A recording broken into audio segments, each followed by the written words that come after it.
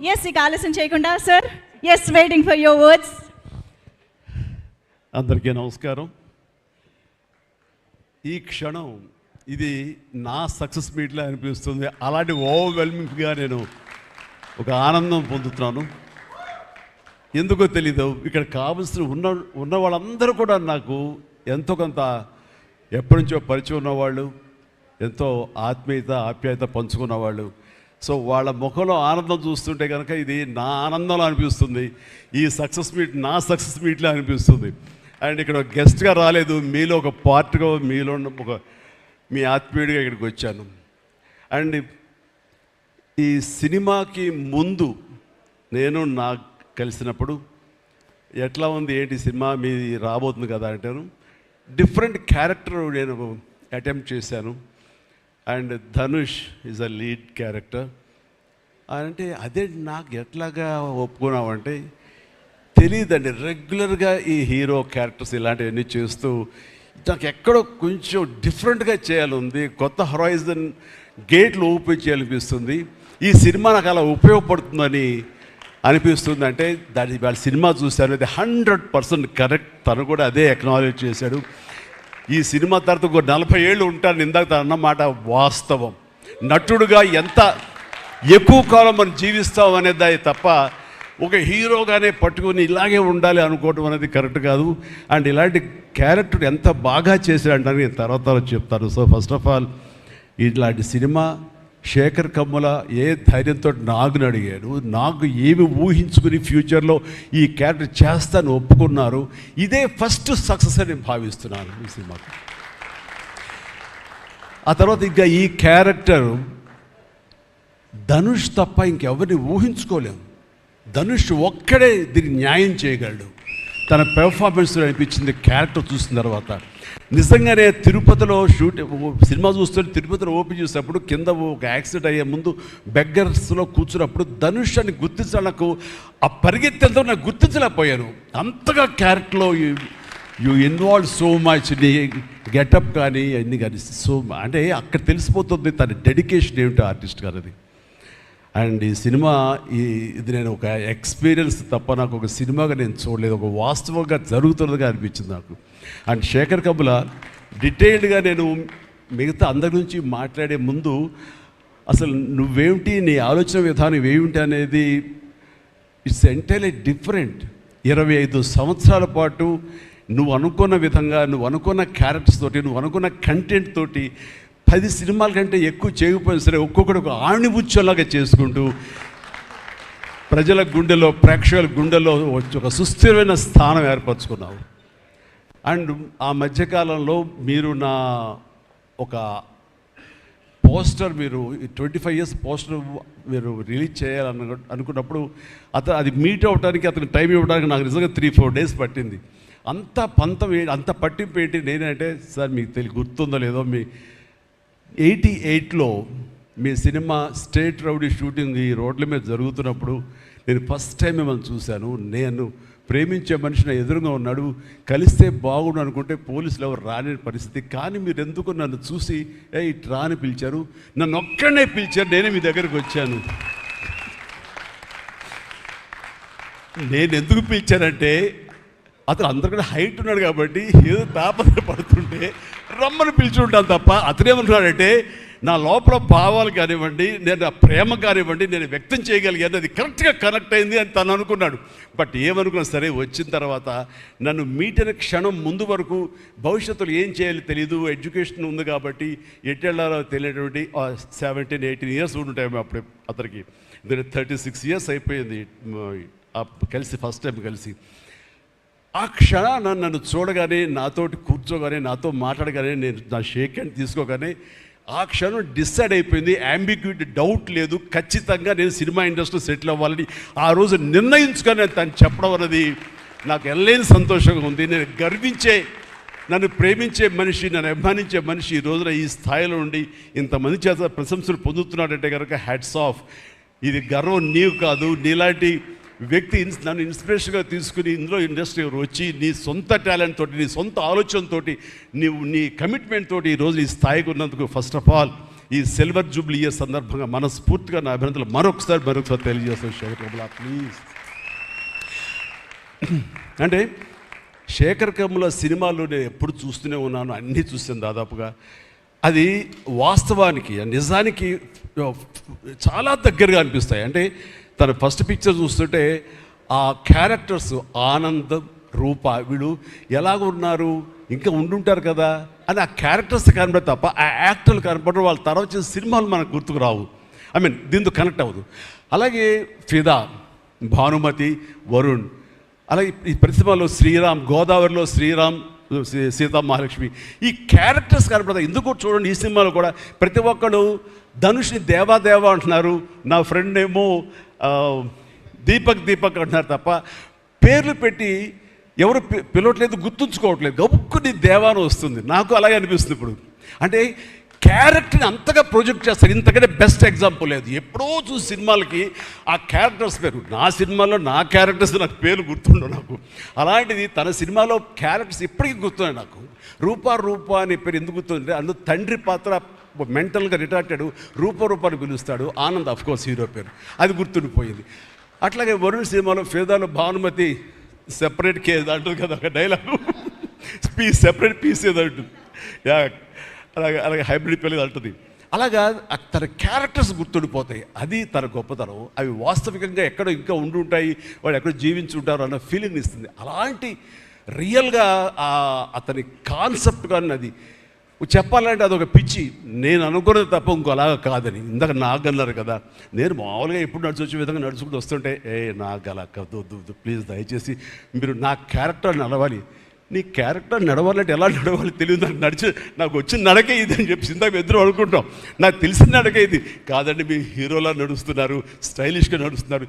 నేను స్టైలా, నేను హీరోలాగనా అని అంటే కాదు అంటూ ఆ క్యారెక్టర్ చూస్తుంటే నాకు మీరు చాలా డిఫరెంట్గా కనపడ్డారు. నాకు రెగ్యులర్గా కనపడలేదు. మీకుండే ఆ కింగ్ నాగ్ అని కానీ ఆ గ్లామర్ మన్మధుడు యొక్క స్టైల్ ఒక చామ్ ఉంటుంది కదా, ఈ సినిమాలో అది కనపడకుండా జీవితంలో నలిగిపోయినటువంటి, మానసికంగా ఫిజికల్గా నలిగిపోయినటువంటి ఒక మనిషి కనపడుతున్నారు.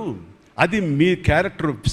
ఏంటి ఇలాగుంది నలిగిపోయినట్లుగా, బహుశా జైలు నుంచి బయటికి మళ్ళీ ఎప్పుడు వచ్చినప్పుడు మళ్ళీ ఫుల్ గ్లామర్లో కనపడతాడేమో సూటు గిట్ వేసుకుని. అంటే అప్పుడు కూడా భారంతోటో మానసికంగా ఆ ఒక దీనితోటో ఆ సంఘర్షణతోటో ముఖంలో ఆ హెవీనెస్ తోటో జీవితంలో ఏదో పోగొట్టుకుని ఏదో సాధించాలని ఏదో అనుకోవాలని ఏదో రకంగా అయిపోయినట్లా ఈ పరిస్థితుల్లో అన్న మీమాంసలో నలిగిపోతాం. ఆ నలిగిపోవడం అనేది ఫిజికల్గా and appearance wise performance wise చూపించగలిగాడంటే అది హెడ్స్ ఆఫ్ నాగ్. మీరు అన్నట్లుగా ఇది మీకు డిఫరెంట్, ఇంకో కోణం నుంచి మీకు హొరైజన్ మీకు ఓపెన్ అయ్యింది, ఇంకొక డోర్ ఓపెన్ అయ్యింది. తద్వారా బోల్డ్ అని ఫెంటాస్టిక్ క్యారెక్టర్స్ వస్తాయి. అండ్ మీరు అనుకున్నది ఉంటుంది, మీ లాంజివిటీ ఇంకా పెరుగుతుందని అనుకుంటున్నాను. మీ దోవలో నేను కూడా మీకు సమంగా నేను వచ్చేస్తాను నేను అనుకుంటున్నాను. అంటే ప్రతిసారి నాకు అన్ని విషయాల్లో కూడా నాకు సోర్స్ ఆఫ్ ఇన్స్పిరేషన్ అనిపిస్తుంది. అది హెల్త్ కానివ్వండి, కంపోజ్డ్ బిహేవియర్ కానివ్వండి, ఒక ట్రాంక్విల్ ఆలోచనలు కానివ్వండి, స్థితప్రజ్ఞత కానివ్వండి, ఏం జరిగినా సరే అంటే నవ్వుకుంటూ సరదాగా ఉంటాం. ఇవన్నీ చూస్తుంటే నాకు ఎంత ప్రశాంతంగా ఉంటాడు, ఎంత మానసికంగా ఉంటుందని. సో అలాగా ఈ ప్రొఫెషనల్గా కూడా ఈ సినిమాతోటి తను వెళ్ళే దారిలో వై నాట్ నేను కూడా రేపు పొద్దున ఏదైనా అవసరం వచ్చి ఓటీటీలో ఏదైనా సినిమాలు చేయాల్సి వస్తే కనుక ఏం ప్లాయ్ నార్సింగ్ నువ్వే గబుని అన్నా కదా, గబుకొని రెడీ అయ్యి వచ్చే రేపు పొద్దున ఇంటికి. సో ఓటీటీలో ఏదో సినిమాలు చేయాల్సి వచ్చినా సరే, వెబ్ ఫిల్మ్ చేయాల్సి వచ్చినా సరే, దానికి కూడా మనం సమాయుత్వం అవ్వాలి. దానికి నాకు ఈ రోజున నాకు తీసుకున్న నిర్ణయం నాకు కూడా ఒక ఇన్స్పిరేషన్గా అనిపిస్తుంది. Sir well done. ఈ సినిమా ప్రతి ఒక్కరికి న్యాయం జరిగింది ఈ సినిమాలో. అండ్ నా డైలాగ్ నువ్వు అనిస్తావు నాకు ఇందాక నేషనల్ క్రష్, నా క్రష్ కూడా అందుకని నేను ఆ మాట నేను అనను, కానీ అనుకుంటాను అంతే, పైగా మాత్రం నేను అనను. సరే అమ్మా, ఫెంటాస్టిక్ అమ్మా నువ్వు. అండ్ ఇప్పుడు కదా తన ఫస్ట్ సినిమా హీరోయిన్గా వచ్చినప్పుడు ఆ సినిమాకి ఇలాగే నేను గెస్ట్గా వచ్చాను. ఆ రోజు నుంచి తన్ని అబ్జర్వ్ చేస్తుంటే నటనా పరంగా కానివ్వండి, తన ఇమేజ్ పరంగా కానివ్వండి, day by day film after film ఎక్కడికో వెళ్ళిపోయింది. ఇది నేషనల్ క్రష్ కాదు, ఇంటర్నేషనల్ క్రష్ అయిపోయింది అమ్మాయి.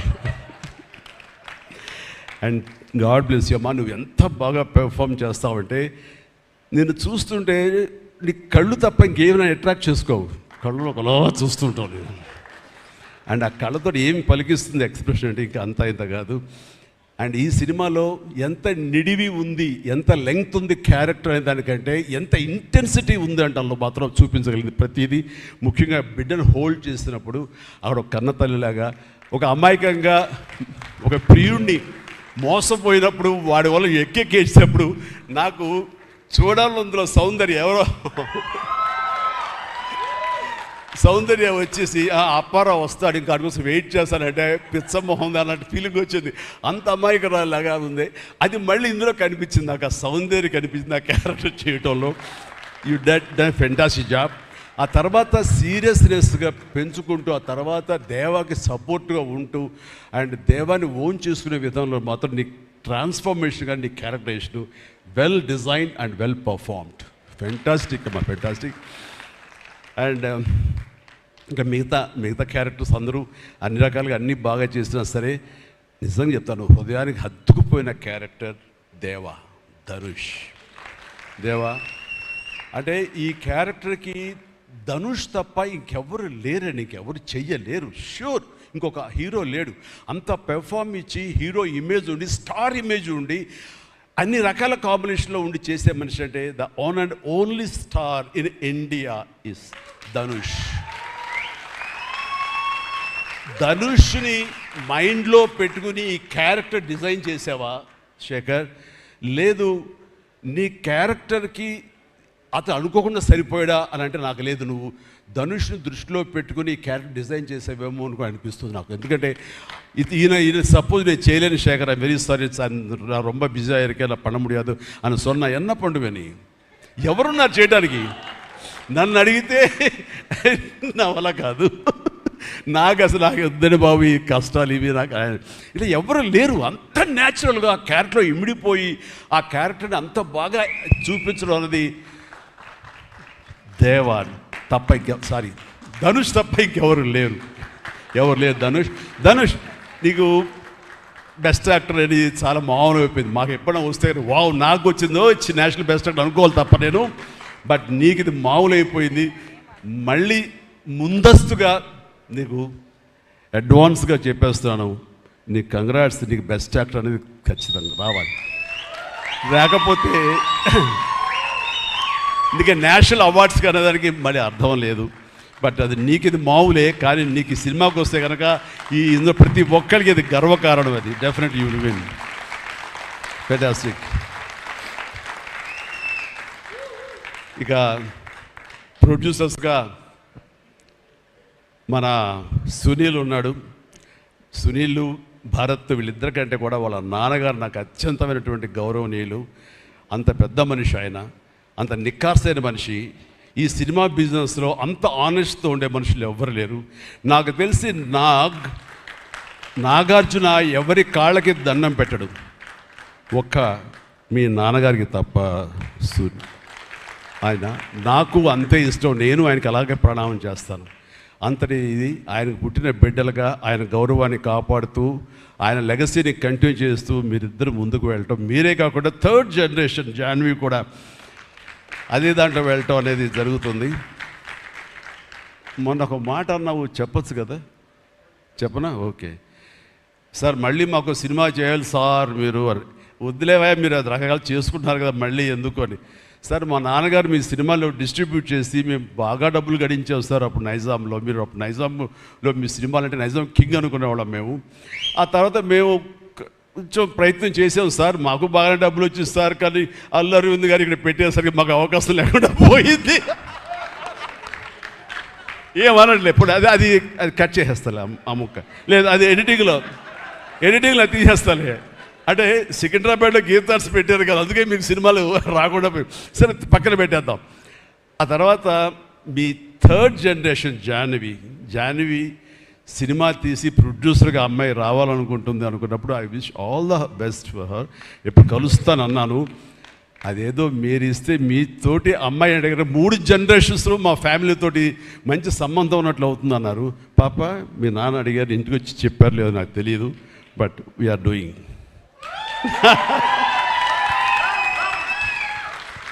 ధనుష్ చేసిన ఛాలెంజింగ్ లాంటి క్యారెక్టర్స్ వద్దమ్మా. ఫన్ ఓరియంటెడ్, మాస్ ఓరియంటెడ్, మనది సరదాగా గ్లామర్ ఇంతే. Okay, right. సో ఈ రకంగా 3వ జనరేషన్ కూడా ఎస్ ప్లీజ్ ఈ లెగసీ ఇలాగే కంటిన్యూ అవుతుండాలి, మీ ఫ్యామిలీ బాగుండాలి నాన్నగారు ఆశీస్సులతోటి.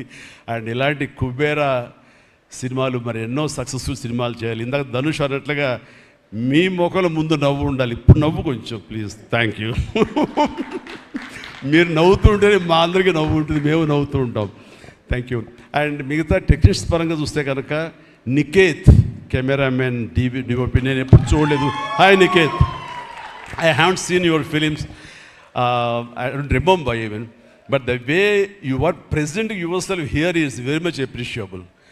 I could see the energy, what you are pouring here, definitely it will reflect on the stage. Otherwise, Nagarjuna would have been praised you so much.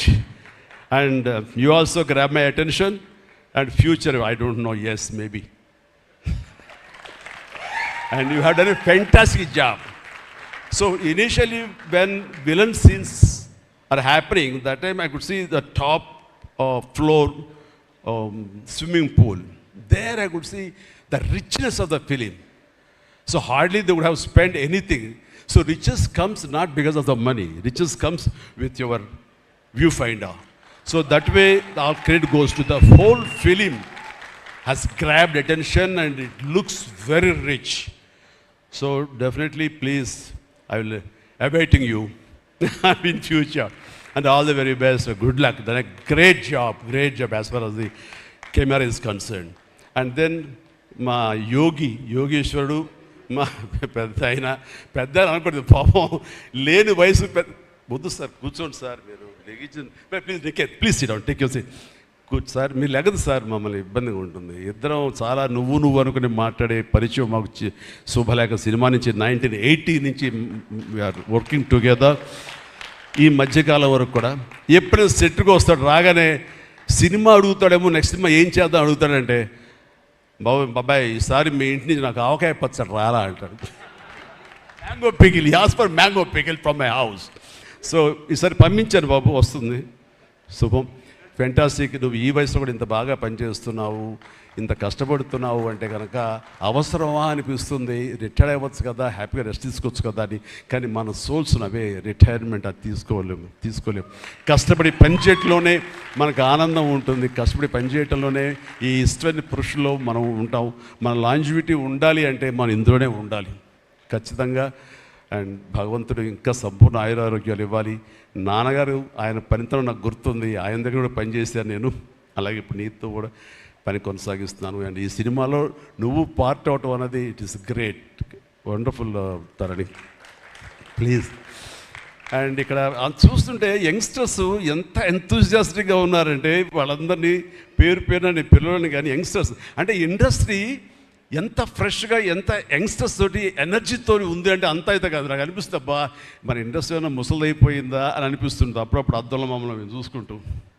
కానీ ఈరోజు ఇక్కడ చూస్తుంటే కనుక ఇంతమంది యంగ్స్టర్స్ తోటి అండ్ చాలా బబ్లింగ్గా చాలా బాగుంది. ఈ ఇండస్ట్రీ కొనసాగాలి ఎలాగే అంటే కనుక మీలాంటి యంగ్స్టర్స్ రావాలి. ఇలాంటి యంగ్స్టర్స్ వల్లనే మేమంతా పుంజుకుంటాం.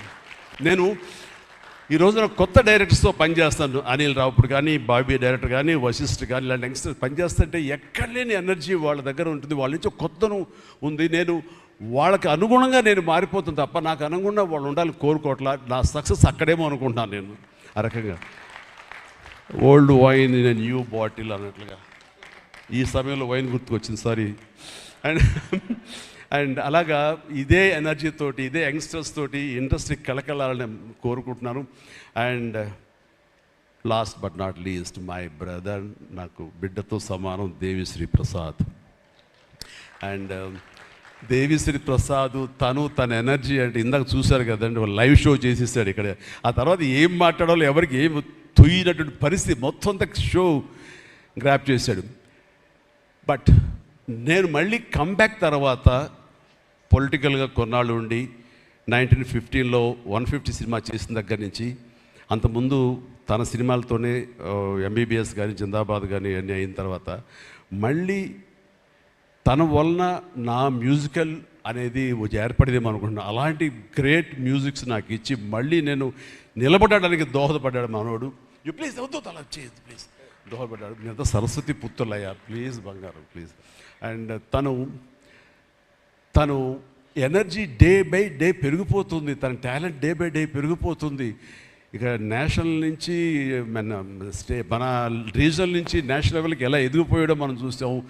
ఆ హోల్ ఇండియా తన గురించి ఎలాగా కీర్తిస్తుంది అనేది మనం ఈ పుష్ప 1 and 2 చూస్తున్నాము. ఇప్పుడు ఈ సినిమా కుబేర్లో కూడాను ఎక్కడ డ్యూయట్ సాంగ్స్ లేవు కదా అని అనిపిస్తుంది, కానీ ఒక్క సాంగ్ ధనుష్ పాడిన ఆ సాంగ్ ఎంతగానో ఆకట్టుకుందంటే అంతా ఇంత కాదు. దానికి ఇద్దరు ఒకరొకరు కాంప్లిమెంట్ చేసుకుంటూ ఆ సాంగ్ అంత బాగా హిట్ అవడానికి దోహదపడింది. అట్లాగే సినిమా చూస్తుంటే మ్యూజికల్గా ఉంది తప్ప నాకు ఎక్కడ డ్యూయట్ సాంగ్స్ వేరే లేవి అనే ఫీలింగ్ రాలేదు. And that's the magic of Devi Sri Prasad.